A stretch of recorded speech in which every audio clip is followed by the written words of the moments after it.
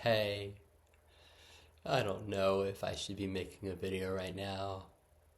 As you can see, there are like these huge bags under my eyes. What I'm curious about is intimacy.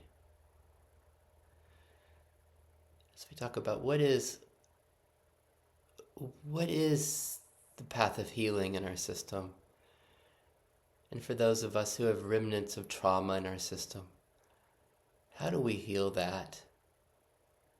Along with, for those of us who are fascinated by these words like self-realization, self-leadership, oneness, connection, all is love. How do we have the experiences of this, right? Other than some people do these they go to Costa Rica and they do psychedelic medicines, right? Or do other things, or they go to rave dance parties, or they drive race cars or climb mountains.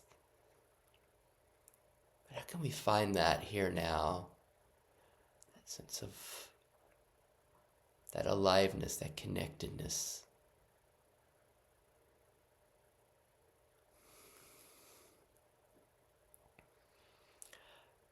I want to suggest that we don't have to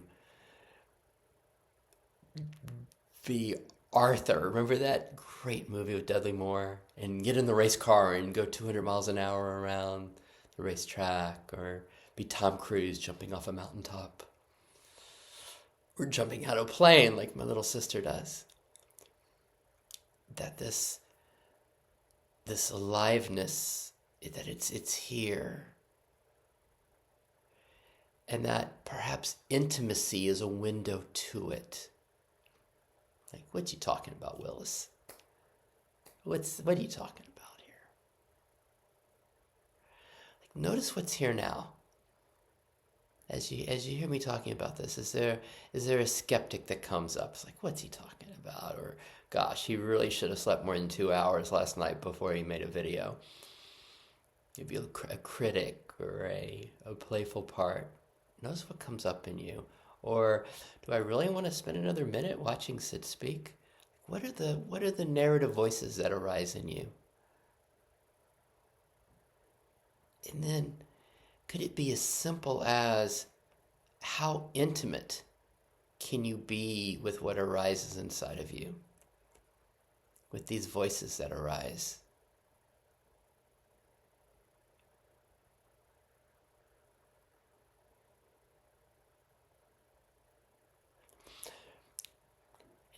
And some of my facilitator friends, they use this image of like kissing the toad from the fairy tales, gosh, what are they called? That you kiss the toad and the toad becomes the prince or princess, right? It's like that degree of intimacy with this that can make us uncomfortable. So a critic voice inside, a skeptic, it's like whatever's there, how intimate can you be with it?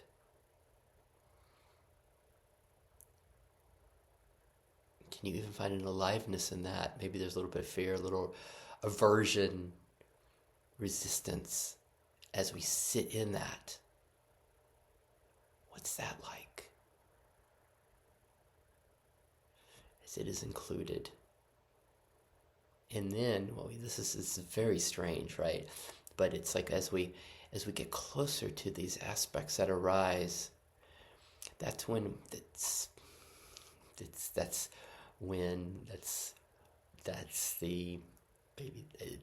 when we can taste sometimes those states, those peak experiences that people go and do these things for. These experiences of unity and oneness and intimacy and love, all is love, as we connect with the fear and the contraction inside of us, as it just doesn't, this is no longer something separate because of our degree of intimacy. And that's where in Effortless IFS,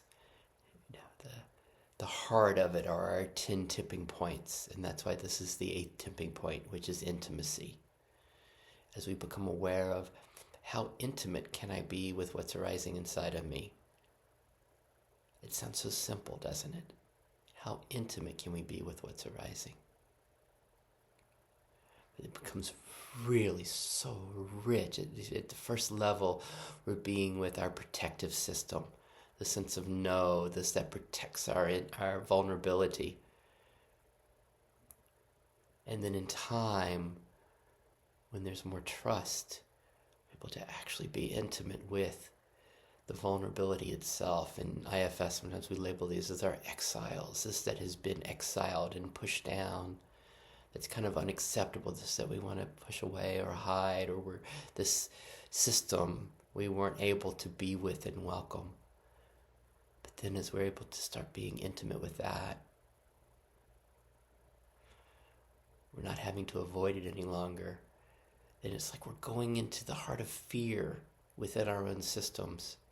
And we're becoming intimate with that. And then what are we avoiding then? Where's the fear? If we're truly able to be with the fear inside, then what are we avoiding? What do we not want to be with? So we'll keep exploring. These are just, how's that? By the way, I love comments because I put this out and, maybe a dozen people look at it, but it's like, for me, it's just kind of going out in the void, but it's such creative exploration to be putting things into words. And I have a couple friends that actually watch these, and then they get back to me, and then we just continue with the exploration. So I'd love any thoughts. Put them in comments on the YouTube thing, and or write me a note. See you later. Bye.